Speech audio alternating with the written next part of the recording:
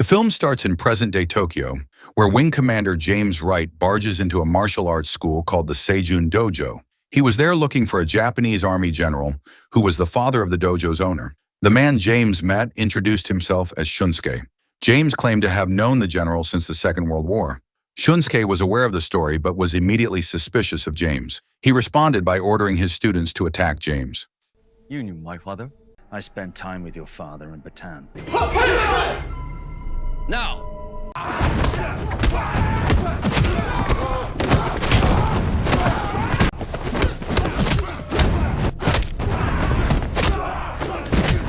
James didn't mince words and quickly and easily dispatched them all. With the fighting done, James began to tell the story of his past with the general.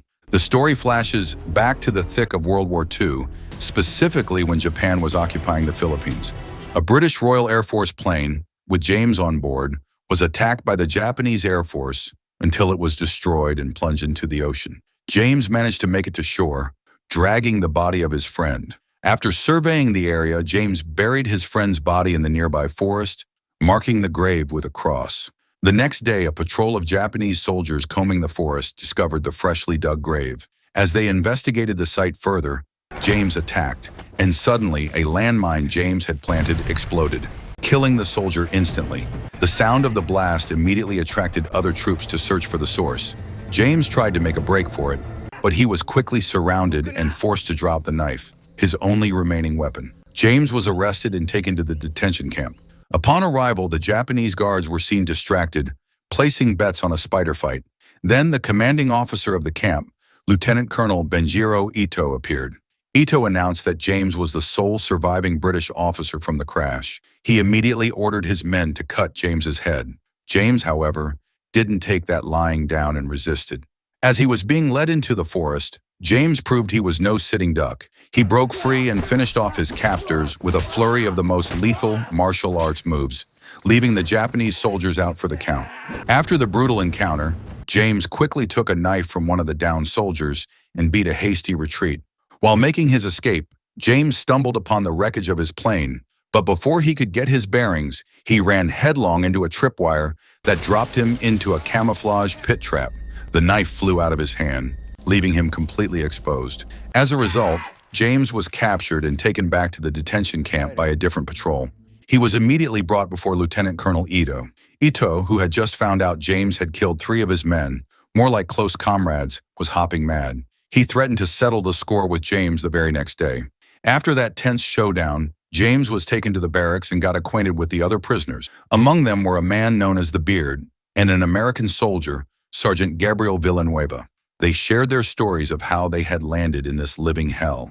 When James started to talk about finding a way out, another prisoner named Jonesy quickly shut him down. He told James to forget about it, saying it was a fool's errand to try and escape, as anyone who tried was always caught. The only way anyone ever left the camp was via the Death March, which was for prisoners deemed too weak for forced labor. They would be marched for tens of miles to another camp, but most met a tragic end along the way. The next morning, James was paraded among the prisoners, seemingly for his execution. The guards deliberately left his hands untied, a massive blunder as it turned out. He was then ordered to watch a brutal fight between 3 prisoners who had broken the rules and Ito's champion fighter, known simply as Dahan. The champion, a massive, muscular man, easily beat the 3 prisoners to death.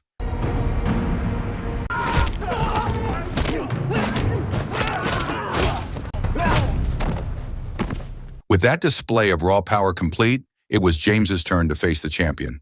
Without further hesitation, James quickly brought the champion, Dahan, to his knees.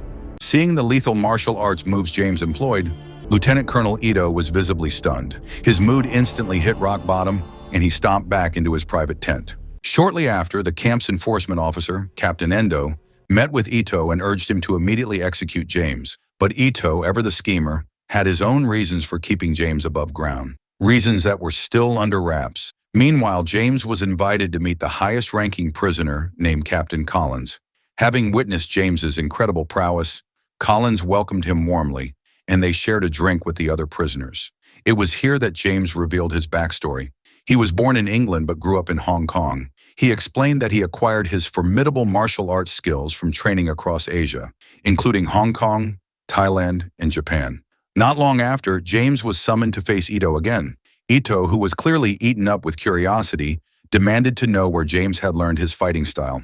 He recognized the technique James used as a forbidden one, suggesting he knew exactly who James's teacher was. As a final, chilling warning, Ito drew his katana and purposefully sliced James's cheek. The message was clear. James was living on borrowed time. The next morning, James was once again paraded into the middle of the field for a match. His arrival was met with cheers from the other prisoners, who were pumped up to watch the spectacle. This time, his opponent wasn't one man, but 3 of Ito's top soldiers. The brutal struggle began without a moment's delay. Predictably, James managed to defeat all 3. He chose not to kill them, knowing they were just following Ito's orders, but the soldiers were still severely punished for their incompetence, knowing they would have a heavy price to pay once the match was over. After the field tussle, James, Gabriel, and Collins started a serious chinwag about making a break for it. James knew that fighting every day would just wear them down, so he floated the idea of stealing one of the camp's radios to try and raise reinforcements. Though they were initially hesitant, Gabriel and Collins agreed that they had to play a different game.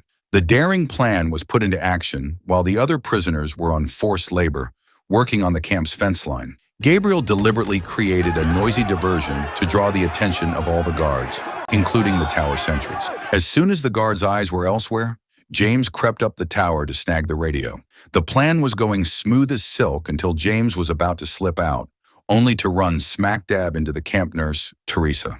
Fortunately, she was an ally, and with her help, James and the crew successfully secured the radio. The next morning, they were forced to witness a sadistic punishment. 2 prisoners who had attempted to escape were caught and brought back. As the rain came down, Lieutenant Colonel Ito ordered his men to execute the 2 men, sending a chilling message to anyone else harboring escape fantasies. That night, James and the Beard cornered Jonesy. They suspected Jonesy knew the hidden path the failed escapees had used to get out, and they weren't going to let up. Under pressure, Jonesy finally agreed to share the secret route. James immediately prepared for a solo mission, making a ruse on his bed to make it look like he was sleeping before sneaking out. With the Beard's help, James managed to slip out of the barracks and past the main detention area. Not long after, Captain Endo came to inspect the prisoners. Even though he noticed the obvious trick James had played on his bed, Endo didn't bat an eye and kept quiet. His silence left the prisoners wondering if Ito's right-hand man was actually playing both sides. On the other hand, James was now exploring the surrounding jungle, which was thick, humid, and rough terrain. He finally reached a nearby hill to try and find a radio signal. From his vantage point, James spotted a ship sailing on the ocean, offering a glimmer of hope. But when he listened to the communication on the radio, he realized he couldn't understand a single word, as it was all in Navajo. With this new massive setback, James was forced to return to the prison barracks, safe and sound, but facing a new problem. The next day, while on forced labor detail, James told Collins and the others about his findings from the radio. He tried to put a positive spin on it, assuring them that the Americans were closing in because he'd heard the Navajo language, a complicated language used by the indigenous people of North America, which was utilized by the U.S. military as an unbreakable communication code during World War II. Shortly after, Lieutenant Colonel Ito summoned James. Ito was also eaten up with curiosity about the Navajo language and asked James about his knowledge of it. Ito offered James a deal. If he taught him the language, Ito would forgive him for his defiance. But James, never one to back down, gave a smart-aleck answer that instantly sent Ito into a rage. It became clear that Ito was nervous because he had heard the Navajo transmissions too, realizing this meant the American army was getting dangerously close.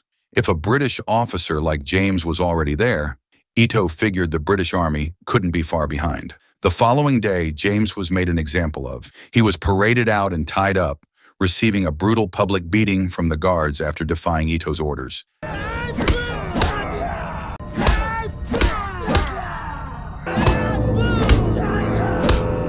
After the beating, with his hands untied and his body severely battered and bruised, James was forced to fight the soldiers who had just assaulted him.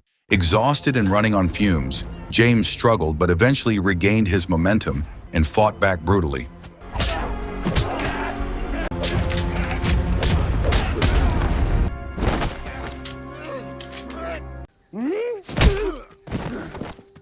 Unfortunately, he was then defeated by Captain Endo. Seeing his prisoner defeated, Ito upped the ante and, instead of punishing James or retreating, he shot several other innocent prisoners without mercy, delivering a chilling, unforgettable lesson. Following this horrific incident, James collapsed from his injuries and only regained consciousness 3 days later. When he finally woke, the camp nurse, Teresa, was there. She told James her own sad story of how she had become a prisoner of war.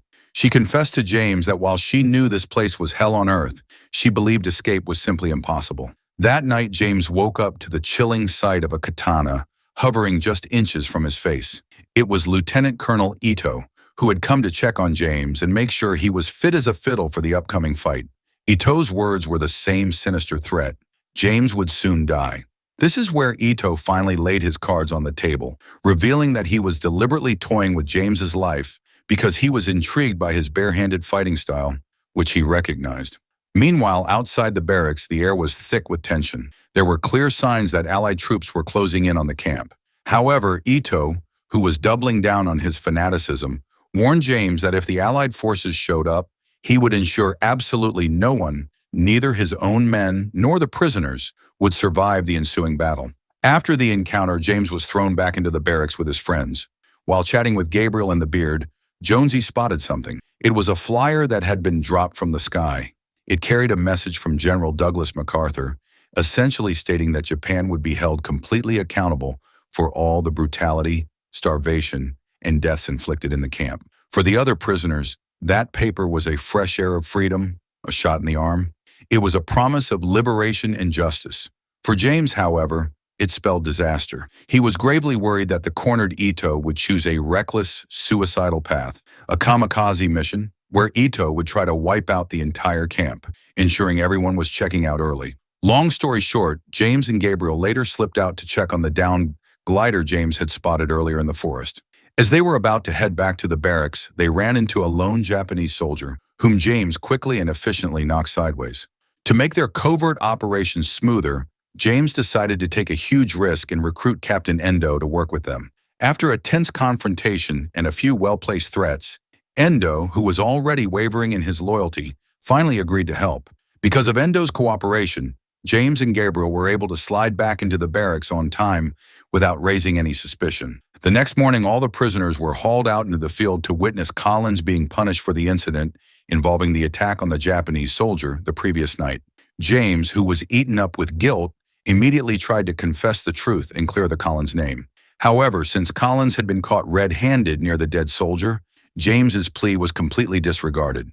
Collins was forced to fight against one of Lieutenant Colonel Ito's soldiers. To everyone's surprise, Collins, despite his rank and age, managed to defeat the Japanese soldier, proving he was still a force to be reckoned with. After the tussle, James immediately challenged Ito to a one-on-one duel, but the cunning Ito wouldn't take the bait. He refused, offering a flimsy excuse, and instead ordered his men to detain James and torture him. This cowardly move sent James into a rage, and he didn't hold back, calling Ito a damn coward right to his face. That night, Gabriel and James, knowing they were running out of road, snuck out to use the radio. Gabriel, relying on the little he knew of the Navajo code, tried his best to communicate with the American soldiers. In an unexpected stroke of luck, the code was successfully received and answered by the American Army. They had finally made contact. However, when they returned to the barracks, they found that all the other prisoners had vanished into thin air. Just as Gabriel was about to check the situation, the Japanese soldier found out about them, sneaking out and got beaten. The next day, both James and Gabriel woke up tied inside a small hut. Luckily, the camp nurse, Teresa, and another ally arrived quickly to spring them loose. Teresa revealed the awful truth. Shortly after James and Gabriel's transmission, an Allied plane flew over the prison camp.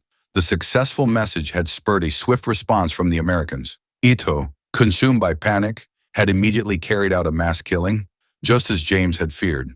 When they stepped out of the hut, they were faced with utter carnage. The field was a gruesome scene of destruction and death. In the midst of the chaos and the horrific carnage, Teresa and her ally came up with a desperate, clever plan. They pretended to be sick to lure the tower guard down. Once the guard was within striking distance, the pair, a real dynamic duo, quickly overpowered him. Thanks to their quick thinking, James and Gabriel were able to climb up to the tower. While Gabriel used the radio to communicate vital coordinates to the Allied forces, James took off to try and save the few remaining prisoners who were about to be slaughtered. This intervention blew the lid off the situation, and the Japanese soldiers, already on edge, became even more reckless. plunging the camp into full-scale combat. As the fight raged, Teresa and her friend, along with Jonesy, tried to make a run for it. Meanwhile, Gabriel found himself locked in a fierce, one-on-one battle with Endo. Just when Gabriel was on the ropes, Collins showed up and saved his bacon. Collins's intervention was a game-changer, but tragically, in the middle of the desperate struggle, the brave American captain was shot down and martyred. Elsewhere, James was actively hunting for Lieutenant Colonel Ito, and finally found him in his private room. The two men finally engaged in the long-awaited duel, fighting tooth and nail with katana swords. But before James could finish the job, Gabriel pulled him away, screaming that they had to get to the forest immediately. On their way to the glider, James was almost shot by Captain Endo, who had been targeting him. But in an utterly shocking turn of events, the shot was deliberately thwarted by Ito himself. His true motivation for this betrayal remained completely up in the air. Wasting absolutely no time, James and his friends rushed to prepare the glider that would be towed by the incoming Allied aid plane. On the other hand, Japanese troops tried their hardest to cut them off and stop the escape, but the Allied plane showed up and bombarded them. In that desperate moment, James spotted Captain Endo, the soldier who had helped them, being shot dead. Eventually, James and his friends successfully got airborne and were finally rescued from the prison camp. The escape mission, which had seemed utterly impossible, was cracked wide open by James's tenacity. Though they couldn't save every prisoner, James vowed to return soon to finish the job. The story flashes back to the present day inside the dojo in Tokyo. Shunsuke, the dojo owner, informed James that his father, Lieutenant Colonel Ito, had passed away a year earlier. Hearing the news, James immediately turned to leave, offering his formal condolences. However, Shunsuke blocked his exit and ordered his students to clear out. It turned out he wasn't finished. He demanded to see James perform the forbidden martial arts move he'd heard so much about. James agreed to the request, but while showcasing his skills, deliberately held back and did not use the deadly technique.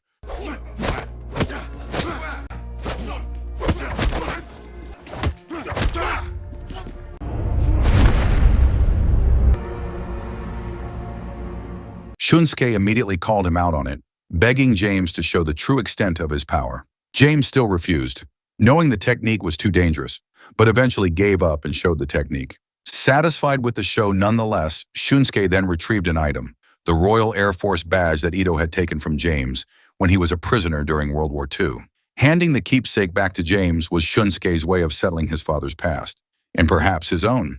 As soon as he had the badge back in his possession, James Wright left the martial arts studio and disappeared into the city.